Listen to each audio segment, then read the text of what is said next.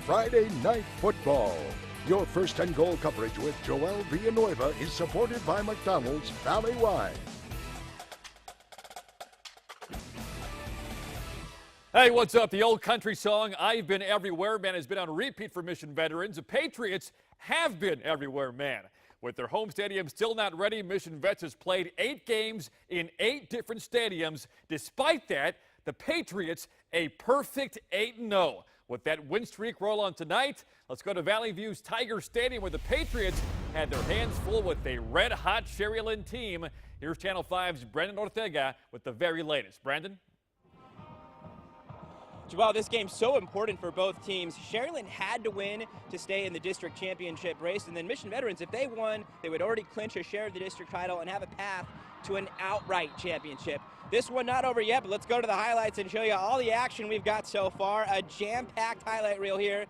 At the toss, so much respect between the Patriots and Rattlers. Jerilyn won the toss, so Mission Veterans gets the ball first. Landry Gilpin, so dangerous, but a big mistake on the opening drive. Picked off by Noe Guzman, and a nice return on the interception. So the Rattlers, good field position, and they'd get right back to business. Ensuing drive, Jerilyn with a quick drive.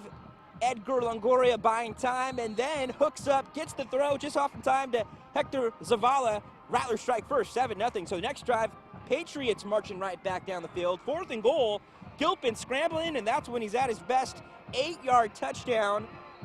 Just like that, we're all tied at 7. Jerilyn would storm, though, ahead 28-7 in the first half, and the Patriots start to cut into that lead. Nice run by Danny Cantu. Cuts the lead down to 7 by halftime, but Jerilyn keeps their foot on the gas. Blake Klein with a touchdown catch from Longoria. That brings us now to where we are currently as we bring you back to Valley View High School. 5 minutes left. Jerilyn now only up by 6 points. Mission Veterans had the ball just a second ago, so 5 minutes left in this game. Not over yet. We'll show you what happens at the end of this game on first and goal final coming up. But for now, we'll go back to Joel. All right, thank you, B. And Mission Vets will be back at that same stadium next Friday because Mission Veterans is facing Valley View there. Now, meanwhile, in District 32 5A, Pace and Donna had both won their last 2. That's put them in position to make the playoffs. A win tonight would go a long way for either squad. Redskins and Vikings matching up in the Mid-Valley, and Donna down to their number 3 quarterback, sophomore Alex Sanchez, getting the start. He looked good against the Chiefs last week, and here he is again. Sanchez muscles his way in, and Donna goes on top 7-0. After a 3-and-out from Brownsville Pace, the Redskins fire up their run game. This is Jose Guzman through a big hole. There he goes, finally taken down inside the Pace 5. That sets up a quarterback sneak from Sanchez, and the Redskins up 14-zip. That's when Pace gets on the highlight reel. Their running back, Dylan Barron, on the carry here, down, but not out. The sophomore takes a licking and keeps on ticking. Vikings on the board. They're now in the 4th quarter with the Redskins up 31-28.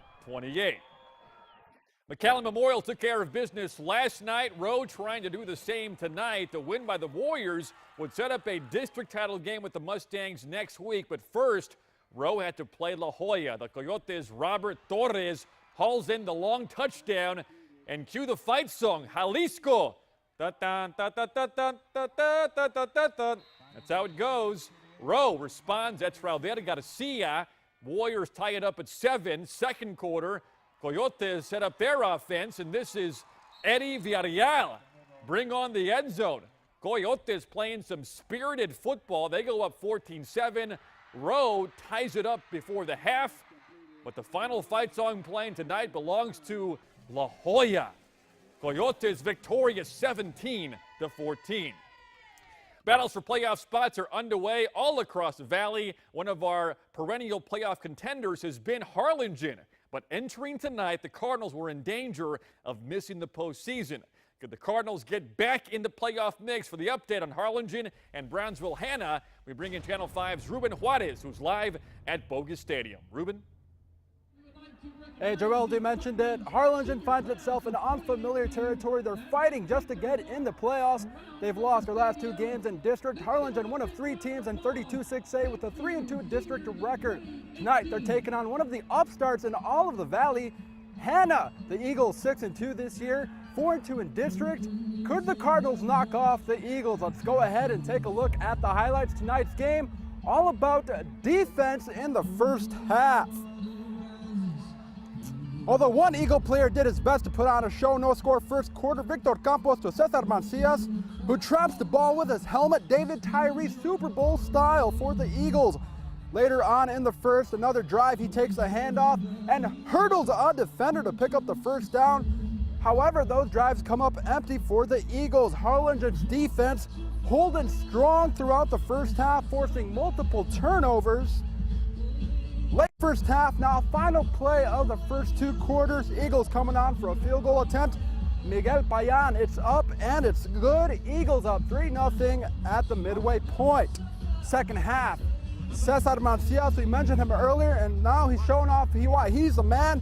The running back with a couple of spin moves, the Spinorama Express all the way to the house.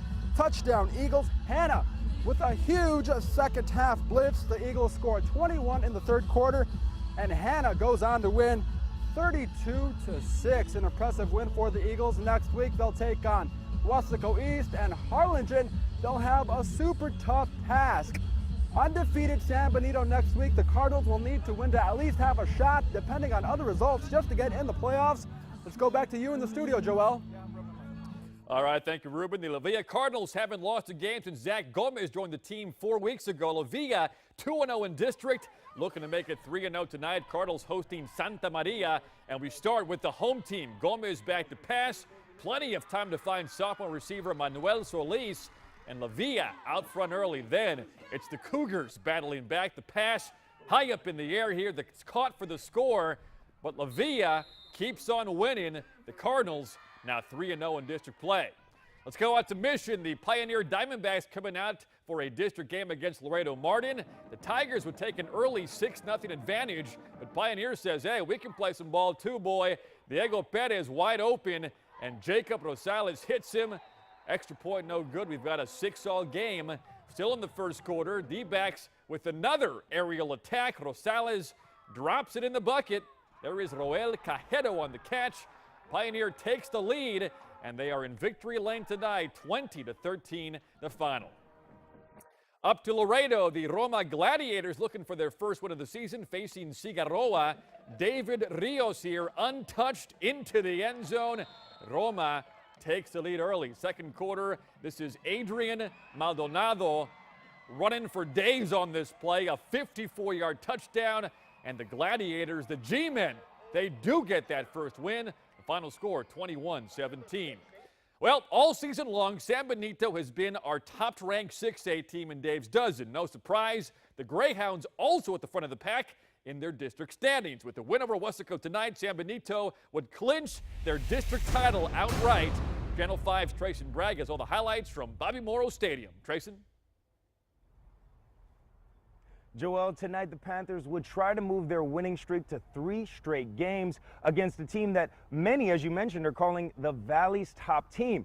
No easy task, right? Especially when that top team is led by a top-tier running back like Tyrone Harper, who can literally score anytime he touches the ball. So clearly the Panthers defense would be up for a big test here tonight. So as always, Joel, let's get right to the action.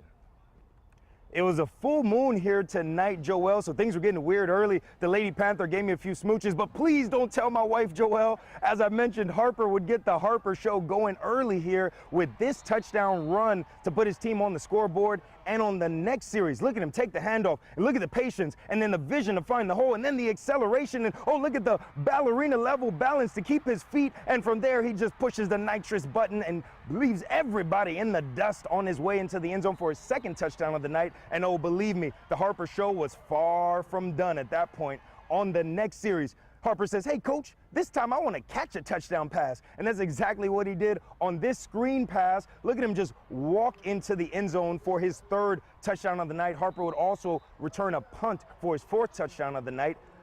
But the Wesco defense would not give up. Look at them smash the Greyhound QB right in the mouth there to give their team some life, which would lead to this beautiful 80-yard touchdown catch by their wide receiver, Jay Granadas, who gets his team on the scoreboard late in the first half.